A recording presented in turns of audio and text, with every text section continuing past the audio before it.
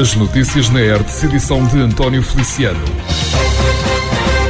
O Tribunal Judicial de Leiria aplicou prisão preventiva à mulher de 33 anos acusada de ter ateado 5 incêndios ocorridos nos dias 13 e 16 do corrente mês, 2 e 3 incêndios respectivamente em Maçãs de Dona Maria, concelho de Alvaiazer. Recorde-se que a agora detida pegou fogo através da utilização de chama direta em zona com vasta mancha florestal, povoada com mato, pinheiro bravo, eucalipto e carvalho, confinante com zona urbana, colocando em perigo a integridade física e a vida de pessoas, de habitações e de mancha florestal com centenas de hectares, referiu a Polícia Judiciária em nota de esclarecimento. O incêndio acabou por não assumir proporções mais gravosas devido à rápida e eficaz intervenção dos populares, bombeiros e meios aéreos, recordou o mesmo texto. O Tribunal Judicial de Leiria optou assim pela medida de coação mais gravosa, ou seja, a mulher ficará presa até à realização do julgamento.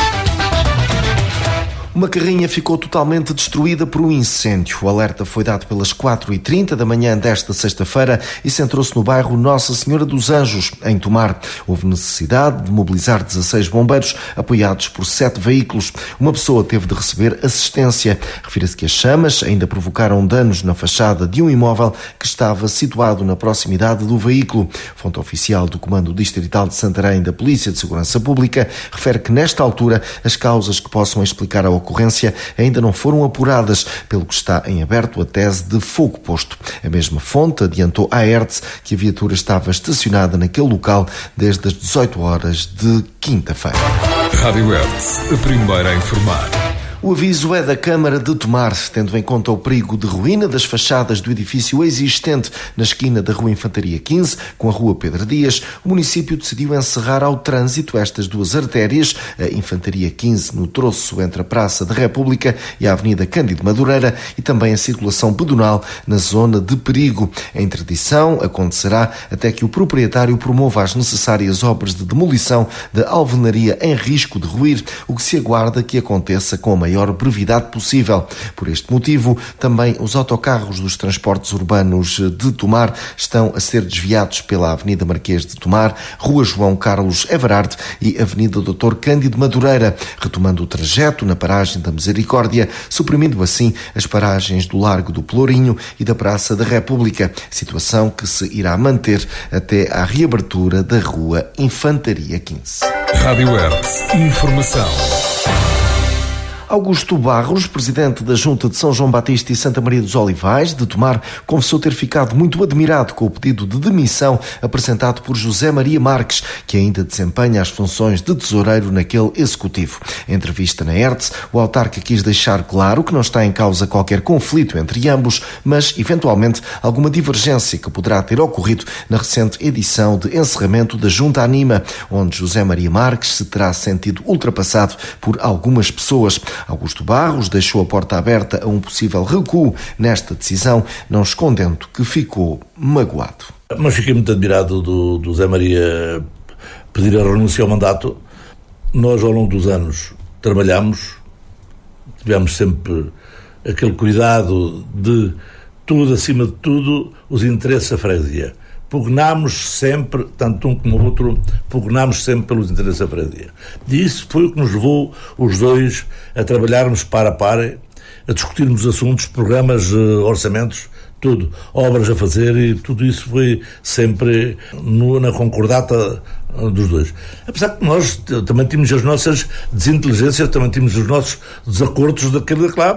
Ele às vezes pensava uma coisa, eu tinha outra ideia, mas chegámos a um consenso e nunca ficou nada por fazer. Pelo contrário, quando nós formámos um grupo, formámos com uma condição de eu dividir o meio tempo com ele e termos os dois a trabalhar no meio tempo. Mas não era o meio tempo que nós trabalhámos o dia inteiro. Nós, na Junta, ao longo destes anos todos, tanto um como o outro, a hora não contava nem para entrar nem para sair. E foi um acordo que eu fiz com ele, que era assim para ser assim.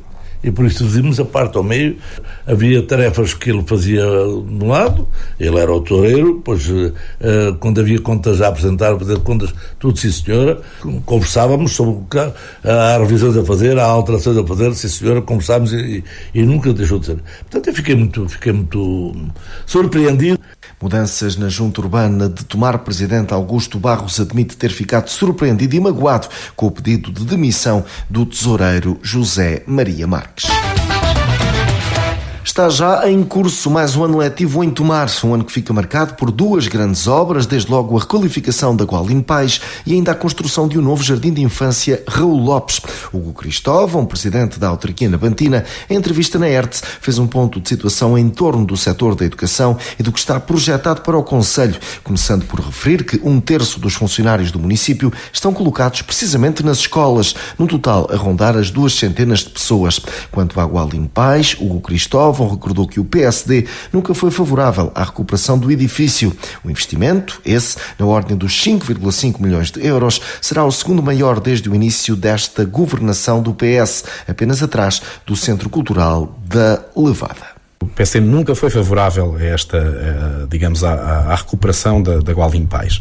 Terá as suas razões, eu não, enfim... Mas sem recuperação, esta escola tinha futuro? Há escolas no país que estão piores, é verdade. E acima de tudo, nós aqui estamos a tratar do nosso concelho e queremos que os alunos, em primeiro lugar, mas depois aqueles que com eles trabalham no dia-a-dia, os professores, os auxiliares, enfim, outros técnicos, tenham as melhores condições para o processo de ensino-aprendizagem. E nós não vamos ter uma escola nova, portanto não vamos deitar aquela escola abaixo e fazer algo novo. Como eu costumo dizer, é trazer aquela escola para o século XXI. Era uma escola, de facto, com 50 anos, portanto, obviamente que as canalizações, a eletricidade, aquilo que são os vãos, portanto, as janelas, que obviamente já não são de vidro duplo, aquele sistema era até um bocado perigoso, enfim, há muita coisa que precisa ser renovada, e claro, depois com a questão da fibra óptica, enfim, de tudo que tem a ver com a climatização. Por exemplo, falei na questão de eletricidade, a escola estava preparada para os anos 70, 80, ou seja, em que em cada sala de aula havia um aquecedor se houvesse e mais nada eletrónico praticamente na generalidade das escolas. Hoje não, todas as salas têm computadores, têm quadros interativos, a infraestrutura física da rede elétrica tem que ser obviamente muito diferente. Aquilo que se fez ao longo dos anos foi ir fazendo acrescentos e isso também põe em causa a segurança. Portanto, é disso que estamos a falar. Em relação ao Jardim de Infância Raul Lopes, o objetivo passa por iniciar a obra em janeiro do próximo ano. O edifício será então construído de raiz, com redução de 7 para 5 salas e com a criação de uma creche municipal para receber perto de 80 crianças. Aqui é preciso perceber que realmente estamos a falar de um edifício novo. Primeiro, haverá a fase da demolição, que ainda demora algum tempo. Hoje, demolir dá quase tanto trabalho como construir, até porque é preciso tratar, e bem, tratar todos os materiais, todos os resíduos, que não podem ser depositados em um pinhal qualquer, como antigamente, e às vezes aquilo ainda vai aparecendo, infelizmente, mas são todos tratados, separados, e enviados para as devidas entidades, mas depois toda a construção, mas ainda assim, a obra não vai começar já. Portanto, ou seja, nós quisemos aqui a nossa estratégia foi, como a obra há de começar lá para janeiro, é aquilo que se prevê, portanto ele está neste momento em fase de concurso e acredito que vai, nos tempos que correm, temos que ter sempre esta dúvida se o concurso não fica deserto, porque de facto há muitas obras pelo país fora a decorrer e empresas a menos para tanta obra, não é? E com algumas dificuldades, nomeadamente também de conseguirem pessoal para essas obras, mas eu acredito que vai ter obra, que vamos ter empresa, até porque tem sido várias a colocar questões, o que é um processo normal durante a fase de concurso. Portanto, esse processo está ainda a decorrer, portanto, a nossa perspectiva é que a obra possa começar, portanto, no início do ano. Por se tomar obras na Gualdim Pais obrigam ao segundo maior investimento da governação do PS e novo JI Raul Lopes deverá começar a nascer em janeiro de 2025. Rádio Hertz, a primeira a informar. A Junta de Carregueiros, Concelho de Tomar, herdou um prédio com 11 apartamentos, doação de uma benemérita daquela freguesia. Como contrapartida, solicitou em testamento que fosse construído um lar ou um centro de dia. Uma fonte de rendimento brutal. Foi desta forma que Francisco Santos, presidente da Junta de Carregueiros, em recente entrevista na ERTE, confirmou este cenário, não escondendo que é ouro sobre azul para o seu território. Veio um desafio muito grande para Carregueiros. A Junta foi herdeira de uma mérita da freguesia e vai ser um desafio grande para quem estiver na Junta, não eu, ou outro. O Presidente da Junta que vier para Carregueiros, que ficar em Carregueiros agora nestes próximos anos, vai ter um desafio muito grande. Para já vai ter uma fonte de rendimento brutal para a freguesia de Carregueiros, que herdamos 11 prédios em Tomar. Carregueiros vai ter uma fonte de rendimento própria e temos o desafio de, em contrapartida desta herança, de criar um lar ou um centro de dia, mas pronto, isto ainda está tudo muito a cru, pois fomos apanhados de surpresa há pouco tempo, portanto, estamos a tratar de tomar posse da herança, de começar a avançar com todo o processo que o testamento exigia para poder tomar posse e penso que é isso que toda a população quer, e tomarmos mesmo posse da herança e avançar para o centro de dia, para o lar. Vamos ter um desafio muito grande para Carregueiros e penso que foi ouro sobre azul que caiu em Carregueiros agora. Portanto, porque já fomos também, eu e o outro elemento de ajuda, já fomos visitar alguns dos apartamentos, são apartamentos que estão a precisar também de muitas obras, portanto, mais tudo, temos que começar a trabalhar na reconstrução, na habitação daqueles prédios, e ainda mais com uma falta de habitação que há em Tomar. Penso que será uma mais-valia também pôr aqueles prédios todos, só estão 2 ou 3 alugados, também tem um comércio que está alugado, mas pôr aquelas habitações todas a render, portanto a começar a Junta a tirar proveito de que nos foi deixado, claro. Por se Tomar Benemérita deixou prédio à Junta de Carregueiros, imóvel com 11 apartamentos, estará na Avenida Dom Nuno Alves Pereira e será fonte de rendimento brutal. Rádio Hertz. Informação.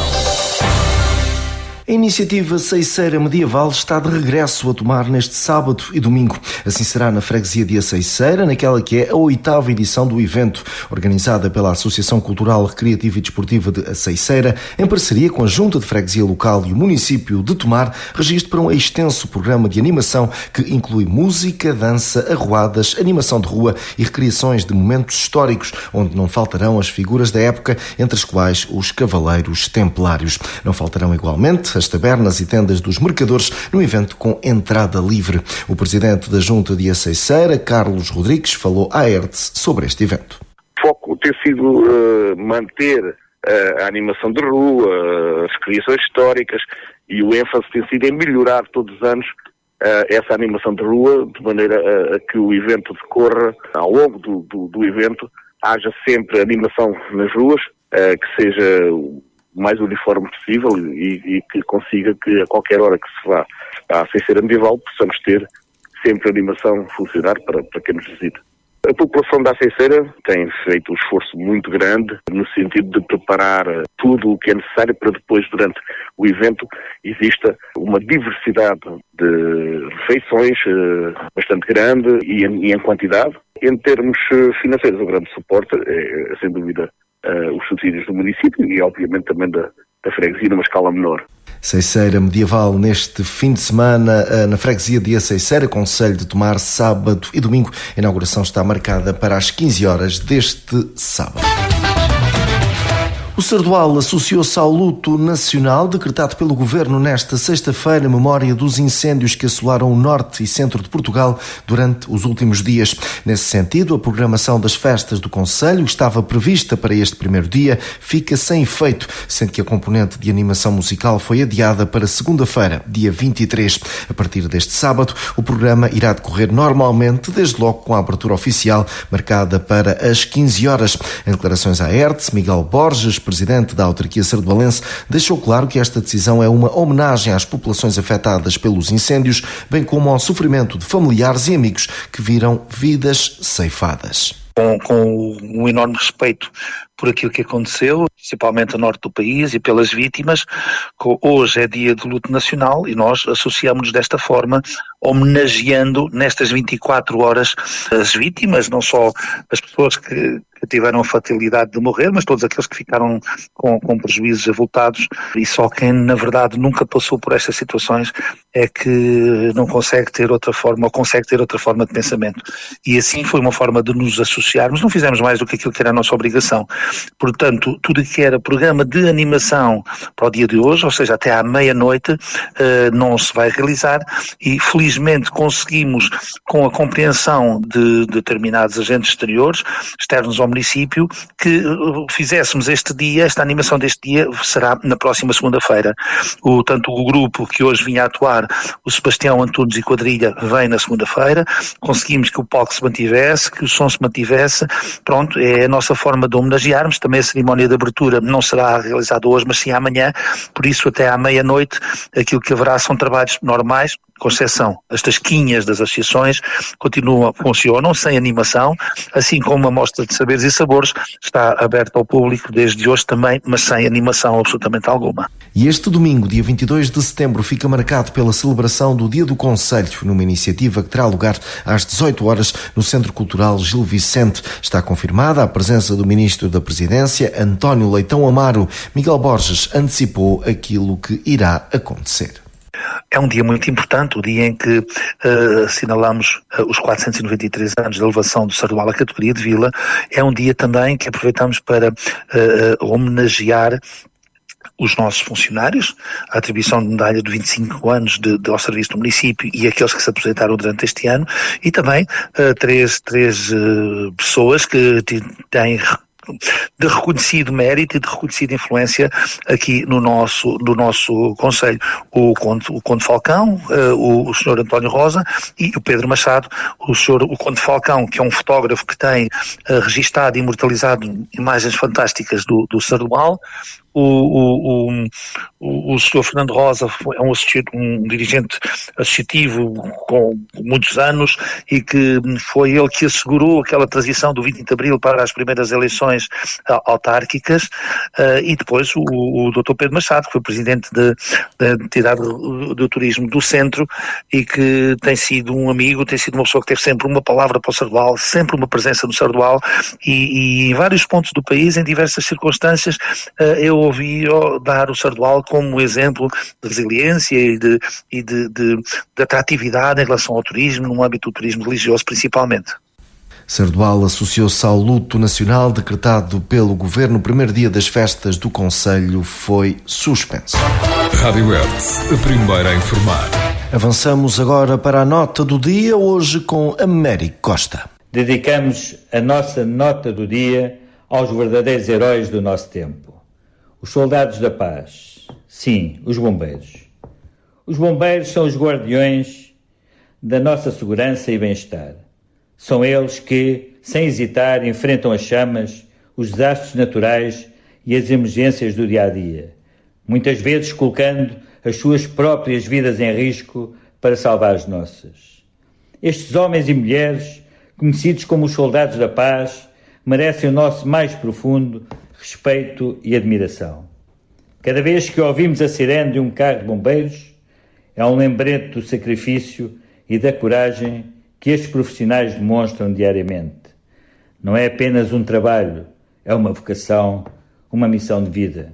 Eles são os primeiros a chegar e os últimos a sair, garantindo que todos estejam a salvo, mesmo que isso signifique enfrentar o perigo de frente. Os atos heróicos dos bombeiros são incontáveis, desde resgates em incêndios devastadores até salvamentos em acidentes de viação, passando por operações de socorro em inundações e outros desastres naturais. Cada intervenção é uma prova de bravura e dedicação. E, infelizmente, muitos pagam o preço mais alto, perdendo a vida em defesa dos outros. É um sacrifício que nunca devemos esquecer. Hoje, convidamos todos os nossos ouvintes a refletirem sobre a importância dos bombeiros nas nossas comunidades, que possamos, cada um de nós, encontrar maneiras de apoiar e valorizar estes profissionais extraordinários, seja através de palavras de agradecimento, de apoio às suas associações ou simplesmente respeitando o seu trabalho e as suas vidas. Aos bombeiros, deixamos aqui a nossa mais sincera gratidão.